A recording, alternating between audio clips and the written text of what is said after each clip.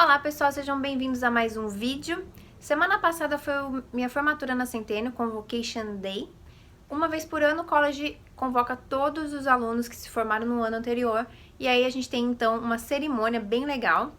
E aí eu postei tudo pra vocês aqui nas minhas redes sociais e a pergunta que todo mundo me fez nessa semana foi: Nath, você já tem um vídeo no canal falando da tua experiência na Centênio? Como foi o teu curso? O que você achou do seu programa? E aí eu realmente não tinha gravado ainda um vídeo sobre isso. Então hoje eu vou tirar todas as suas dúvidas com relação ao programa e dar o meu feedback, o que eu achei, quais são os pontos positivos e negativos do curso de Project Management na Centênio.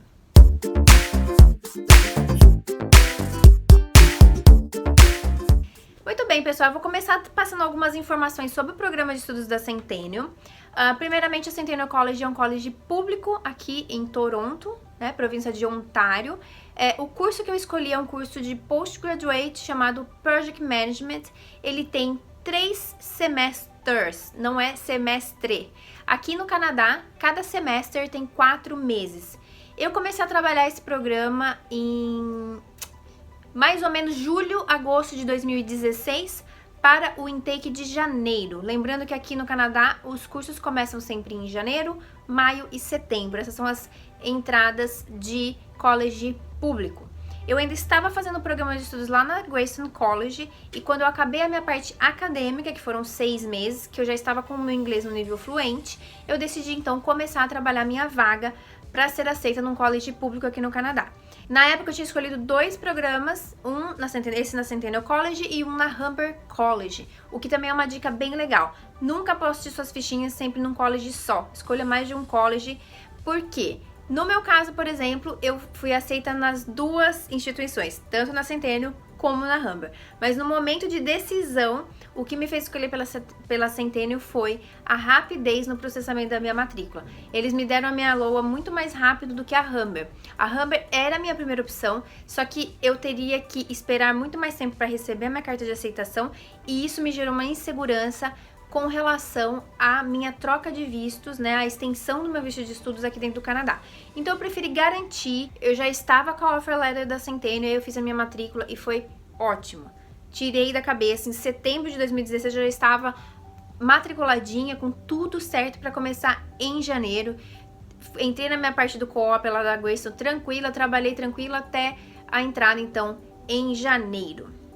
O programa que eu escolhi da Centennial, ele tem 3 semestres, como eu disse pra vocês, 2 são obrigatórios, que é o primeiro e o segundo, e o terceiro é um semestre de co-op opcional. E aí você deve estar se perguntando, mas co-op não é curso da Greyston? Por que a Centennial também tem co-op? Então eu já vou esclarecer isso também. Co-op, gente, significa estágio. Então a diferença é que os cursos da Greyston eles não se chamam co-op, se chamam Career College, que significa curso profissionalizante. A diferença desse co-op que eu fiz na Greyston para o co-op que a Centennial oferece é que a Centennial é um co-op opcional. O estudante escolhe ou não fazer esse terceiro semestre, pagando aí um valor X para a Centennial, onde você vai começar então o teu internship de 4 meses dentro de uma empresa aqui no Canadá. No caso da Greyston, o co-op não é opcional, o co-op faz parte do programa de estudos. Então, para você conseguir o diploma, se formar lá na Greyston, os 6 meses de co-op que eles oferecem, ele é obrigatório. Então, essa é a diferença básica, tá? Então, o meu planejamento inicial foi, eu troquei o meu pathway pelo curso da Greyston, porque ele tem essas primeiras 6 meses aí de parte acadêmica, né, de aulas mesmo, e aí, nesses 6 meses eu melhorei muito o meu inglês, e aí sim, eu estava pronta para entrar no college público. Durante o gap de 6 meses de co-op, que é o meu estágio, eu usei esse tempo para aplicar para os colleges. E isso foi muito legal, porque eu consegui ir num monte de college pessoalmente, já estava com o meu inglês pronto, e aí fiz dessa forma que eu tô falando pra vocês. Escolhi 2 opções, prestei nas 2, fui aceita nas 2, escolhi a que me respondeu mais rápido com a LOA. Vamos falar um pouquinho de preços, né? O curso da Centennial hoje, ele tá $16.000 a parte do primeiro semestre e segundo, né? Eu já comentei aqui no canal preços mais ou menos dos colleges. Em geral é $8.000 por term, né? Pelo semestre. Então, eu comecei em janeiro, tive já que pagar o meu primeiro term quando eu fiz a minha matrícula em setembro. E aí, comecei em janeiro, quando foi mais ou menos em meados de abril, eu tive que pagar então o segundo semestre. E isso deu $16.000. Muita gente me pergunta como é que eu fiz a minha troca de visto. Eu não preciso trocar de visto, gente. Dentro do Canadá mesmo, você faz um processo de extensão de visto. Por quê? Ao contrário do Pathway, que você vem com visto, aí depois você tem que trocar para depois pegar o seu visto de estudo e de trabalho e começar o college público, os cursos de Career College, você já vem com o status de estudo e trabalho. Então, quando você vai fazer a mudança para o college público, o processo é extremamente rápido. Em 20 dias eu recebi a minha extensão, eu não precisei sair do Canadá e isso foi tudo feito online. Então é extremamente simples essa alteração de Career College para college público. Como eu disse, em 20 dias chegou pelo correio, eu não precisei mandar meu passaporte nem nada. A única questão é que, para o segundo ano do college público, eu tive que fazer as mesmas comprovações financeiras que eu tinha feito lá no Brasil para aplicar para o Career College. Então, lembrem-se, gente, quando você tiver essa reservinha aí que o governo pede de 10 mil dólares, tal, e 4 mil para os dependentes, essa reserva de dinheiro que você usa no primeiro ano, você tem que manter ela durante todo o seu programa de Career College ou o seu programa de Pathway, para quando chegar o momento de você aplicar para o college público, você ter essa reservinha guardada. Então, basicamente, eu tive que comprovar os 16 mil dólares, que é o valor, então, da parte obrigatória da Centennial. A parte do co-op opcional, ela custa 5 mil dólares. Por que eu não fiz o co-op opcional da Centennial? Vou explicar rapidinho aqui, porque também é uma dúvida que muita gente me manda, né, Nath? Por que você não fez o co-op? Eu não consegui, gente, fazer, porque quem me acompanha há mais tempo sabe que eu comecei o programa da Centennial em janeiro de 2017 e em fevereiro de 2017 eu me divorciei. E isso teve um impacto muito grande no meu planejamento financeiro aqui no Canadá. Então, mais ou menos em meados de março até setembro, que eu estava fazendo o meu programa na Centennial, eu só tinha permissão de trabalho part-time. E após o divórcio, eu fiquei com uma despesa mensal de mais ou menos 2.000, 2.200 dólares. E aí eu tinha um income de 800, 900, porque era o máximo que eu podia trabalhar. Então isso impactou muito, eu tive que usar muito das minhas reservas financeiras para poder me manter aqui no Canadá e terminar o meu programa. Então quando chegou em setembro, se eu tivesse que desembolsar mais 5 mil dólares para fazer o co-op, isso ia mexer muito com o meu planejamento de imigração. Principalmente porque essa fase aí não é garantido que você vai ter salário. Provavelmente o teu internship vai ser voluntário. E aí, desembolsar 5 mil dólares para ficar mais 4 meses sem poder trabalhar full time, não ia dar. Então eu fiz essa decisão de já pedir o meu diploma, dar entrada no meu PGWP, e aí eu já comecei a trabalhar full time para começar a repor as minhas reservas que eu acabei tendo que desembolsar para me manter aqui no Canadá. Muita gente deve estar se perguntando, Nath, mas por que você ficou com a despesa tão alta? E eu sei que é outro assunto, que é outro vídeo, mas rapidamente, gente, só pra ir pra Centennial, eu gastava em média 350 dólares por mês. Quando eu tava em Picker era um pouquinho mais caro, eram uns 400 dólares por mês de transporte. E eu já vou falar daqui a pouquinho sobre a questão da distância da Centennial. E por outro lado, gente, eu tenho os 2 gatinhos, eu até pensei de dividir apartamento com alguém e tal na época, mas assim, já eram tantas coisas pra eu decidir, né, na época do divórcio, que eu resolvi assumir a despesa, me manter do mesmo jeito que eu tava no meu apartamento com tudo montadinho e não ter essa dor de cabeça de ter que fazer toda uma mudança de vida pra de repente, sei lá, economizar 500 dólares por mês, sabe? Então foi uma decisão assim, eu tenho X na conta, dá pra me viver até tal mês, então vamos meter a cara e focar no que precisa ser feito, que é terminar essa pós. Já tá paga, já tá tudo em ordem, vamos que vamos. Então fechei o olho e fui. Mas enfim, depois do meu college comecei a trabalhar full time, tudo se organizou novamente. Se eu tivesse a opção de fazer o co-op, eu teria feito. E eu falo isso para os meus inscritos. Se você tá na dúvida entre fazer ou não, faça. Porque todos os meus amigos que fizeram a opção do co-op terminaram o internship com uma vaga de emprego, foram efetivados. Então, é uma taxa bem alta de efetivação. E também é um start no mercado de trabalho canadense, principalmente no meu caso, que eu vim do Brasil sem um background em gerenciamento de projetos, eu acho que teria sido muito interessante eu ter feito sim. No fim, eu acabei indo pro PMI, hoje eu sou voluntária lá, né, há mais de um ano, e eu acabei fazendo um programa que eles têm de mentoria de 3 meses, que também me ajudou muito a trabalhar o meu desenvolvimento profissional, e é isso que eu tô fazendo até hoje. Mas, resumindo, quem puder fazer o co-op, faça. Então, se você for fazer então esse programa de um ano com os 3 semestres, vai ficar em torno aí de 20 a 21 mil dólares todo o programa. E aí vamos falar pontos positivos e negativos da Centennial. Vou começar pelos negativos, porque eu já falei da distância, a distância é um dos pontos que eu vou apontar como negativo.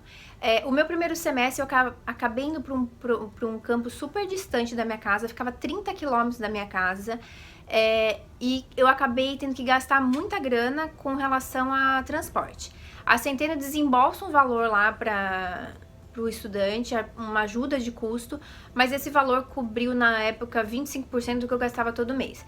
Eles me mandaram acho que $400 lá, um cheque, e eu gastava 400 por mês. Então, tipo, me deram $100 só. Eu tive que gastar mais 300, porque era muito longe. Aí lá não chega o sistema que a gente usa aqui, o TTC. Eu tinha que usar o sistema Go, que é um ônibus. E aí só pra ir era $7 e pra voltar mais 7. Então, por dia, eu lembro que eu gastava acho que $20 só pra poder chegar onde era o meu campus. No segundo semestre, eu diminuí essa despesa, porque eu acabei indo pro Progress, que é a 15 quilômetros da minha casa, e aí isso diminuiu um pouquinho, mas não diminuiu muito. E o tempo também, sempre gastar entre 1 hora e meia pra chegar lá, era bem chatinho. Então eu vou colocar a distância da Centeno como um ponto negativo. Eu moro em Midtown, Toronto. Muita gente às vezes pergunta, Nath, eu moro mais perto de Downtown, eu moro em Scarborough, que é próximo da Centeno. É uma decisão muito pessoal. Eu prefiro morar onde eu moro, porque eu tô mais perto, tanto da parte comercial da cidade, como perto de onde tudo acontece. Por exemplo, todas as reuniões do PMI, palestras, workshops, o que eu quero participar, eu tô muito perto, porque eu estou a 20 minutos de Downtown. Morar em Scarborough, ou de repente, como a minha primeira opção era Hammer, morar mais pro lado oeste da cidade, você tem que mensurar, né? Por exemplo, o meu curso eram só 8 meses. Eu não vou morar lá em Scarborough 8 meses. Quando acabar meu curso, eu continuar morando super longe. Então, tem que mensurar. Se de repente você vai fazer um curso de 3 anos, de 2 anos, eu acho que vale a pena morar perto do college. Mas se o tempo é pequeno, eu acho que vale a pena morar mais centralizado. Mas isso é a minha opinião. Eu gosto de morar mais perto do centro. Outro ponto negativo da Centeno, que inclusive recentemente eu li uma matéria que eles estão tentando fazer algumas modificações, é a questão a quantidade de pessoas de uma mesma nacionalidade. No caso, o que predomina na Centeno são indianos. Para vocês terem uma noção, esse meu segundo semestre, 80% da minha turma eram indianos. Isso gera alguns conflitos culturais dentro da sala, um pouquinho difícil de acompanhar o sotaque deles, e eu achei que não foi bacana. Eu preferia ter ficado numa turma com mais multiculturalidade. Agora, pelo que eu entendi, eles estão barrando, eles vão colocar um limite máximo de 40% de alunos de uma mesma nacionalidade na sala de aula. Isso vai melhorar bastante, porque, como eu disse, você estar numa sala com 80% de pessoas de uma outra nacionalidade não é muito produtivo, não é muito legal. Então, eu vou colocar como ponto negativo. No meu primeiro semestre foi um pouquinho diferente. Eu acho que era, sei lá, 60% da sala, 50% eram indianos. E a gente teve contato, por exemplo, com o pessoal da Jamaica. Eu tinha na minha sala 9 jamaicanos. Então foi super legal essa troca cultural, de conhecer um pouco da cultura deles. Tinha bastante gente da América Latina. Então eu curti. Tinha um canadense, eu tinha 2 canadenses na minha primeira turma. Tava mais misturado. Mas o segundo semestre foi assim muito... Assim, ou eram brasileiros ou eram indianos. Ficou muito sem ter troca na turma. Não gostei. Então, esses são os pontos negativos que eu vou apontar da Centeno. Falando de pontos positivos, primeiro ponto positivo pra mim são os professores. A maioria dos professores, eles trabalham na área, eles vêm da indústria. Então, todos os exemplos em sala de aula são muito mais fiéis ao que está acontecendo hoje no mercado de gerenciamento de projetos. Isso é muito enriquecedor. Outra coisa bacana, todos os professores vêm de algum país, né? Isso é muito peculiar aqui de Toronto. Eu tinha professores canadenses, mas na grande maioria eram pessoas de outros países. E isso gera uma troca muito importante, principalmente para gerente de projetos, você saber como que o gerenciamento de projetos é aplicado em outros países também. Então foi muito legal e eu achei que todos os professores foram muito bem preparados para dar as aulas. E com relação a isso, eu acho que não tem o que reclamar. Outro ponto positivo que eu quero colocar aqui é a estrutura do college. No primeiro semestre eu não tive tanto acesso às facilidades do college, por eu estar num campus muito longe, era um campus pequenininho, que não tinha acesso a muita coisa, por exemplo, biblioteca, academia. Se eu quisesse usar essas facilidades do college, eu teria que ir para Progress usar. No segundo semestre, quando eu mudei pro Progress, aí melhorou bastante, porque eu pude usar os serviços que o college oferece. O serviço que eu mais curti foi o serviço de aulas de inglês gratuito, que você faz um booking lá com o professor, você tem um professor à sua disposição por 1 hora. E aí não significa que você vai chegar lá e vai ter uma aula pronta, mas você tem uma pessoa 1 hora para tirar dúvidas. No meu caso, eu fui para melhorar pronúncia e era muito bacana assim as aulas. Você tem que só se organizar para pôr no teu schedule, aí você registra lá nas horas que eles têm disponíveis, e quando você gosta de um professor, você pode inclusive escolher pelo nome do professor qual que você quer ter a aula. Isso é super legal, dá pra você usar desde o primeiro dia de aula. E, no geral, a estrutura do college é muito boa, eles promovem muitos eventos para os alunos, eventos para tirar dúvidas sobre emprego, mercado de trabalho, sempre tem algum festival, alguma coisa, então é muito engajado, eu gostei muito disso no perfil da Centennial. E ainda falando na parte de estruturas, tem muitas opções de restaurantes. Um dos lugares que eu mais gostava de comer lá na Centennial era o restaurante do prédio de gastronomia, onde os próprios alunos fazem a parte de atendimento e de cozinhar. Então, era muito legal ir lá, o preço é bem para estudantes mesmo, porém as refeições são gourmet. Eu ainda quero ir lá fazer um vídeo pra vocês, porque eu, pelo menos uma vez por semana, ia lá, porque é uma forma de você prestigiar os alunos também, né? Tem que ter um pouquinho de paciência, porque estão todos ali em aula, né? E você é um cliente, mas é muito legal a experiência. A comida é maravilhosa, todo mês eles mudam o cardápio, e então dá pra você ir lá uma vez por semana e ir experimentando quase que o cardápio inteiro, e no mês seguinte troca. Eu achei muito legal essa experiência. Então esses são os pontos positivos e negativos que eu tenho pra falar da Centennial. Com relação ao mercado de trabalho, eu acho que eu vou deixar pra um outro vídeo, porque senão esse vídeo vai ficar muito comprido. Eu vou falar pra vocês um pouquinho sobre a área de gerenciamento de projetos aqui em Toronto, mas uma pergunta que eu posso responder já nesse vídeo. Muita gente me pergunta com relação à empregabilidade. E o que eu tenho pra dizer, gente, é que gerenciamento de projetos é uma área muito legal, tem uma empregabilidade alta, porém, como diz um amigo meu, aqui em Toronto, se você sacudir uma árvore, cai 10 gerentes de projetos. Ou seja, a concorrência é muito grande. Mas no próximo vídeo eu vou falar então pra vocês um pouquinho sobre gerenciamento de projetos, como é a profissão, as áreas que você pode atuar, porque eu sei que também muita gente às vezes me manda mensagem no direct perguntando sobre essa área de atuação, porque às vezes tá lá naquela fase de escolher college e tal, então quer ter um feedback. Então eu vou separar, hoje vai ficar mesmo só um review sobre o curso da Centennial, com essas informações todas que eu passei pra vocês aqui. Muito obrigada por assistir esse vídeo, se você ainda não é inscrito nesse canal, se inscreva, deixe nos comentários se vocês querem saber mais alguma coisa com relação a esse tema, e a gente se vê no próximo vídeo. Tchau, gente!